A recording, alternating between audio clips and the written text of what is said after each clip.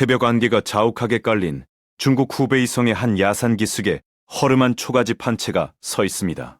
지붕 위로는 이끼가 덮여 있고 문 앞에는 빗물이 고인 웅덩이만 남아있는 이 보잘것없는 오두막에서 곧 천하를 뒤흔들 설계도 한 장이 탄생하려 하고 있었습니다. 지금으로부터 1800년 전 이 초라한 초가집 안에 한 청년이 앉아 있었는데 그의 이름은 제갈량이었습니다. 27살 농사꾼에 불과했던 이 남자를 만나기 위해 당대 최고의 영웅 뮤비가 3번이나 무릎을 꿇고 찾아왔다는 사실을 여러분은 믿을 수 있겠습니까? 보통 사람이라면 첫 번째 방문에서 황급히 뛰어나가 맞이했을 것이고 두 번째쯤이면 감격의 눈물을 흘렸을 겁니다.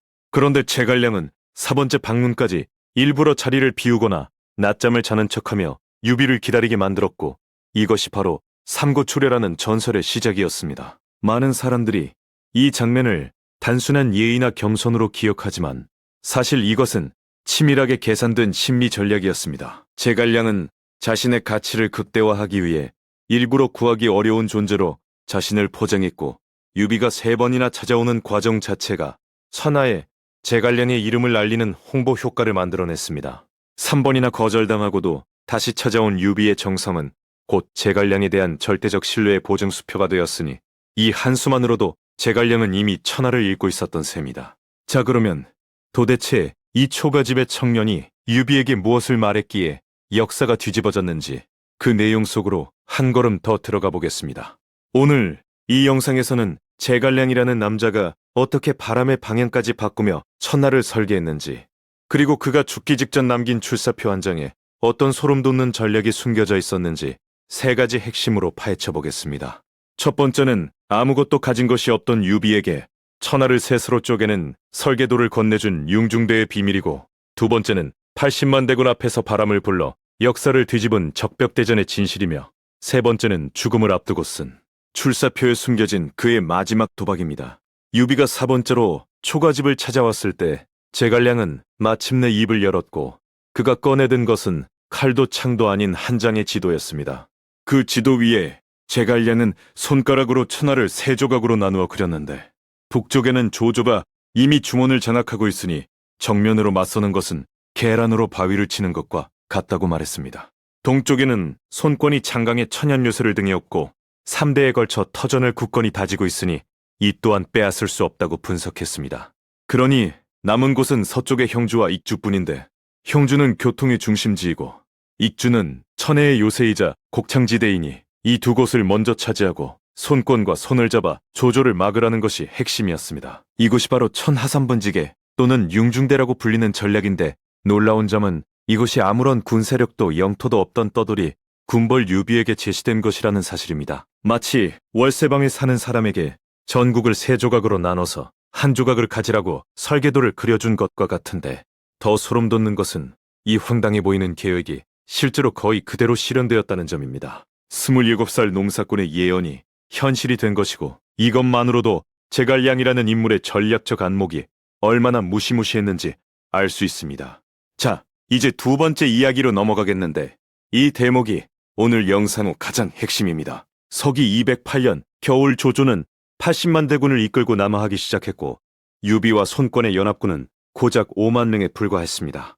16배가 넘는 병력 차이 앞에서 누가 보아도 패배가 예정된 싸움이었고 손권 진영의 수많은 신하들이 항복을 권유했습니다. 바로 이 절체절명의 순간에 제갈량은 손권의 진영으로 건너가 혀 하나만으로 참전을 이끌어냈는데 그가 사용한 방법은 논리가 아니라 손권의 자존심을 건드리는 심리전이었습니다.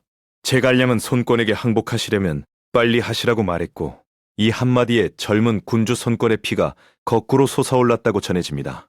연합군이 꾸려졌지만 문제는 따로 있었는데 조조의 전함들은 쇠사슬로 촘촘히 연결되어 거대한 해상 요새를 이루고 있었고 이것을 격파할 방법은 오직 불 하나뿐이었습니다. 그런데 겨울철 적벽의 바람은 북서풍이 불고 있었으니 불을 놓으면 자기 진영이 먼저 타버리는 상황이었고 이 바람의 방향이 바뀌지 않는 한 화공은 불가능한 작전이었습니다. 바로 이 지점에서 제갈량은 단을 쌓고 하늘에 기도를 올렸고 약속한 그날 기적처럼 동남풍이 불어왔다는 것이 삼국지연의 유명한 장면입니다. 물론 현대기 상학자들은 이것을 기적이 아니라 제갈량이 적벽 일대의 계절풍 변화 패턴을 미리 파악하고 있었던 것으로 분석하는데, 겨울에서 봄으로 넘어가는 시기에 일시적으로 남동풍이 부는 현상을 그가 농사와 천문, 관측 경험으로 예측했다는 것입니다. 다시 말해 제갈량은 날씨를 바꾼 것이 아니라 날씨가 바뀔 시점을 정확히 알고 있었고, 그 지식을 마치 초자연적 능력처럼 포장하여 아군의 사기를 하늘까지 끌어올린 것이었습니다. 동남풍이 불기 시작하자 황계에 화선이 조조에 연결된 전함을 향해 돌진했고, 순식간에 강 위에 지옥의 불바다가 펼쳐졌습니다. 80만 대군의 비명소리가 장강을 뒤덮었고, 하늘은 검은 연기로 대낮인데도 캄캄해졌으며, 조조는 목숨만 겨우 건져 북쪽으로 도주해야 했습니다. 이 한 번의 전투로 조조의 천하통일 야망은 산산조각이 났고, 제갈량의 설계대로 천하는 셋으로 갈라지기 시작했습니다. 적벽대전 이후 유비는 형주와 익주를 차지하며 제갈량의 융중대가 예언한 그대로의 판도를 만들어냈고, 서기 221년 마침내 촉한을 건국하며 황제의 자리에 오릅니다. 하지만 운명은 잔인했는데, 관우가 형주에서 전사하고 장비가 부하에게 암살당했으며, 유비 자신도 오나라 정벌에 나섰다가 이릉대전에서 참패한 뒤 백제성에서 숨을 거두고 말았습니다. 유비는 죽기 직전 제갈량의 손을 잡고 자신의 아들 유선이 보좌할 만하면 도와주고, 만약 재능이 없다면 그대가 직접 황제가 되라는 파격적인 유언을 남겼습니다. 천하의 그 누가 이런 말을 들으면 야심을 품지 않겠느냐는 것인데, 제갈량은 눈물을 흘리며 신이 감히 온 힘을 다해 충성의 절개를 바치겠으며 죽을 때까지 멈추지 않겠다고 맹세했습니다. 이 맹세가 거짓이 아니었음을 증명한 것이 바로 출사표이며, 여기서부터 오늘 이야기의 가장 소름 돋는 세 번째 막이 열립니다. 서기 227년 봄, 제갈량은 위나라를 정벌하기 위해 군대를 출동시키면서 어린 황제 유선에게 한 통의 글을 올렸는데, 이것이 바로 전출사표입니다. 출사표는 얼핏 보면 늙은 신하가 어린 임금에게 올리는 충성의 편지처럼 보이지만, 한 줄 한 줄 뜯어보면 그 안에 무시무시한 전략이 숨어 있습니다. 제갈량은 출사표 첫멀리에서 지금 천하가 셋으로 나뉘어 있고 익주는 피폐하니 이것은 참으로 위급하고 생사존망이 걸린 시기라고 선언했는데, 이것은 단순한 상황 보고가 아니라 자신의 북벌이 선택이 아닌 생존의 문제라는 논리를 만들어낸 것입니다. 그 다음으로 제갈량은 군풀 안의 인사와 군 밖의 인사를 나누어 유선에게 추천했는데, 이것은 자신이 전쟁터에 나가 있는 동안 후방이 흔들리지 않도록 미리 인사 배치를 완료한 것이었습니다. 더 놀라운 것은 제갈량이 출사표 안에서 유비의 이름을 반복적으로 불러내며 선제께서 이 신하를 비천한 가운데서 발탁하셨다는 대목을 넣었는데, 이것은 유선에게 아버지의 뜻을 이어받으라는 감정적 압박이자 자신의 충성심을 공식 기록으로 남기는 정치적 계산이었습니다. 출사표를 읽고 눈물을 흘리지 않으면 충신이 아니라는 말이 1800년 동안 전해질 정도로 이 글은 사람의 마음을 흔드는 힘을 가지고 있었는데, 제갈량은 바로 그 감동의 힘을 이용하여 북벌에 반대하는 세력의 입을 막아버린 것입니다. 감동으로 포장된 정치적 선전포고였고 눈물로 무장한 전략 문서였으며, 이것이야말로 제갈량이 진짜 무서운 이유입니다.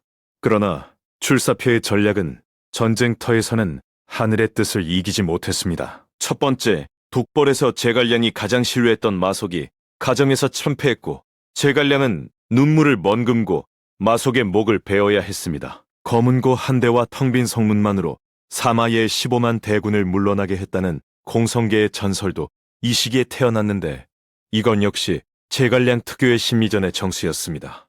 제갈량은 성문을 활짝 열고 성벽 위에서 태연하게 검은고를 연주했으며, 사마이는 반드시 함정이 있을 것이라는 의심에 사로잡혀 대군을 돌려 세웠습니다.